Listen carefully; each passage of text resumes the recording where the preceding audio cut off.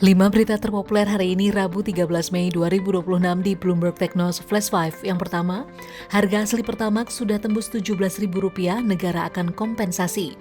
Meski harga asli Pertamax sudah mencapai Rp17.000 per liter, pemerintah memastikan harga jual ke masyarakat tetap ditahan melalui skema kompensasi negara. Hal ini dilakukan untuk menjaga daya beli masyarakat di tengah tekanan harga minyak global dan pelemahan rupiah.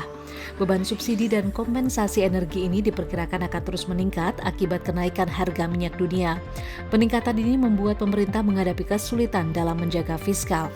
Kedua, Ketua DPR RI panggil BI dan Menkyu soal rupiah, ini respon Purbaya.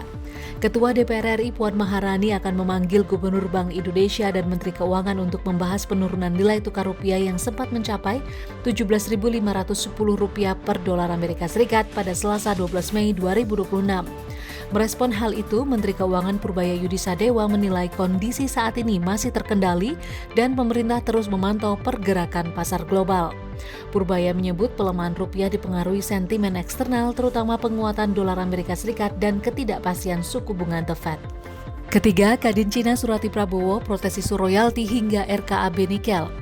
Kadin Cina melayangkan surat kepada Presiden Prabowo Subianto yang berisi protes terkait wacana kenaikan royalti mineral hingga persoalan RKAB sektor nikel yang dinilai menghambat kepastian bisnis. Mereka meminta pemerintah menjaga iklim investasi dan memberikan kepastian regulasi bagi industri smelter dan tambang.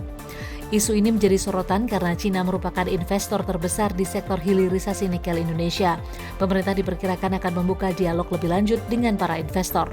Keempat, Bos Rosatom temui Prabowo bahas kerjasama pembangkit nuklir. Bos Rosatom temui Presiden Prabowo Subianto membahas peluang kerjasama pembangunan pembangkit listrik tenaga nuklir di Indonesia. Rosatom disebut menawarkan pengalaman teknologi dan pengembangan ekosistem nuklir sipil, sementara Indonesia masih mengkaji kesiapan regulasi, pendanaan hingga aspek keamanan sebelum merealisasikan proyek PLTN.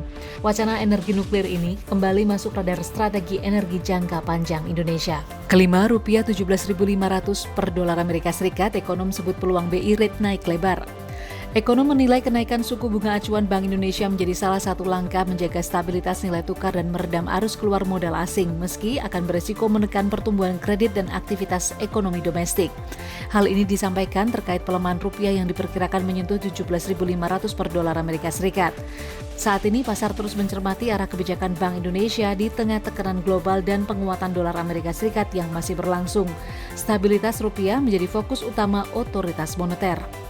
Itu dia 5 berita terpopuler pilihan Bloomberg Technos hari ini. Ikuti terus update selanjutnya di www.bloombergtechnos.com.